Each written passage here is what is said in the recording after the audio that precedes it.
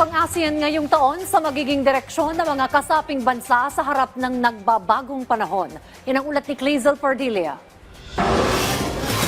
Kapayapaan, katatagan at kaunlaran sa Timog Silangang Asya. Ilan lamang yan sa mga adhikain ng Association of Southeast Asian Nations o ASEAN. Pero gaano nga ba kahalaga ang ASEAN sa harap ng nagbabagong mundo? Itinatag noong ika-8 araw ng Agosto 1967 mula sa unang 5 bansa na kasapi nito, kabilang ang Pilipinas, Indonesia, Malaysia, Singapore at Thailand. Dumami na sa 10 bansa ang miyembro ng ASEAN na kinabibilangan ngayon ng Brunei, Vietnam, Laos, Myanmar at Cambodia. Sa pamamagitan ng pagtutulungan, itinutulak ng mga bansang kasapi ng ASEAN na mapaunlad ang ekonomiya, seguridad, kultura at edukasyon ng bawat bansa sa rehiyon. It's really a people-centered organization. Itong ASEAN parang pwede mong tignan na isang tahanan o bahay. May 3 haligi yan. So may political security, that's the first pillar. Meron ding economic pillar na importante rin sa atin at yung tinatawag natin na socio-cultural pillar.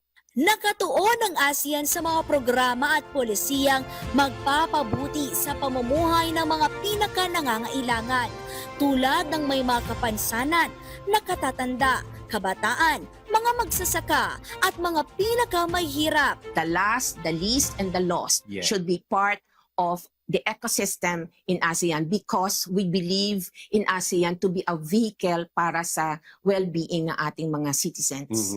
Malaysia ang host ng ASEAN ngayong 2025, habang ang Pilipinas naman ang susunod sa 2026.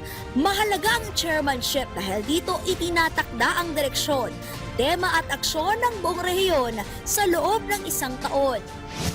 Bilang bahagi ng selebrasyon sa pagkakatatag ng ASEAN, inihahandog ng Presidential Communications Office sa pakikipagtulungan ng iba pang ahensya ng gobyerno, gaya ng Department of Foreign Affairs, ang ASEAN para sa iyo. 5 episodes ito na mapanunood tuwing linggo ngayong Agosto. Abangan ang ASEAN para sa iyo mula 1:30 hanggang 2:00 ng hapon sa inyong PTV. Mapakikinggan tuwing 2:30 p.m. sa Radyo Pilipinas, 5:00 naman ng hapon sa IBC 13 at mga social media sites ng Integrated State Media. Clazel Pardilia para sa Pambansang TV sa Bagong Pilipinas.